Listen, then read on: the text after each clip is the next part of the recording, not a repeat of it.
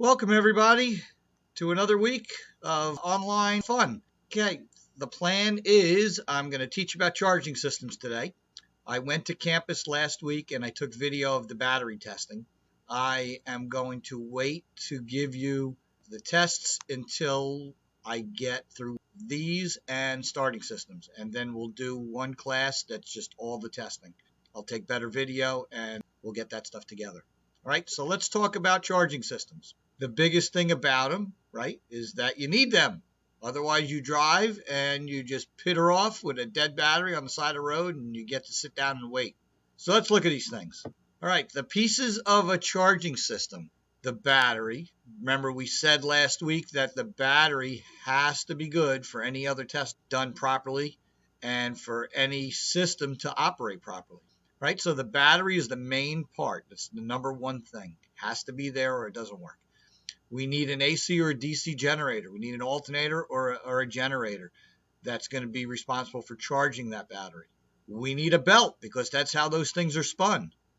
We need a voltage regulator because if we charge too much, we melt things. We also have to dial it back when we don't need it.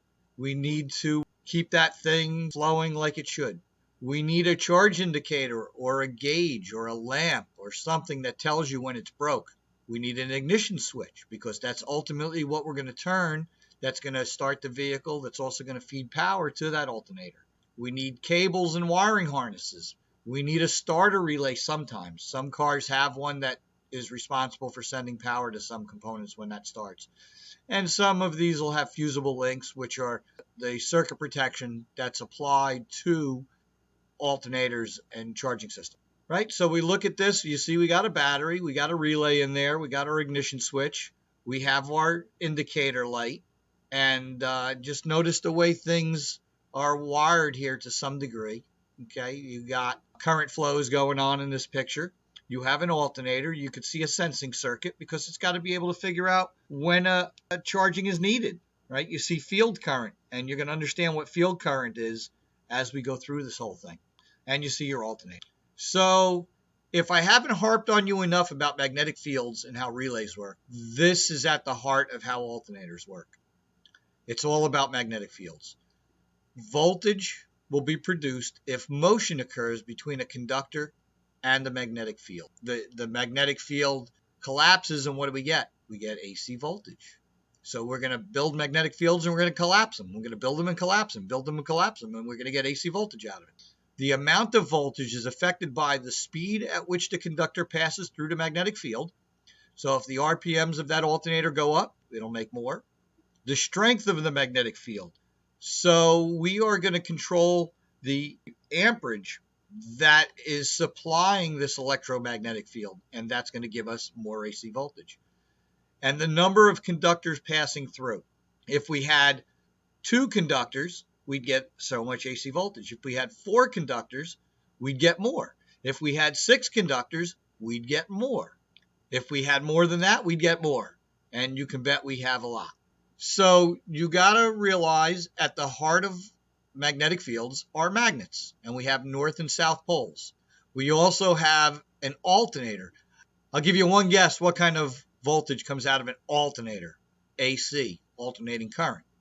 Now, if you remember, we have 2 kinds, AC and DC. Our battery is DC. We got an alternator that's AC. AC has to charge DC. So we need electronics in this alternator to turn AC into DC. You almost want to play the music in the background. So alternating current is produced as a magnetic field is rotated. So in the alternator, we're going to have north and south poles. And as those north and south poles build up, remember the alternating current is developed when the magnetic field collapses.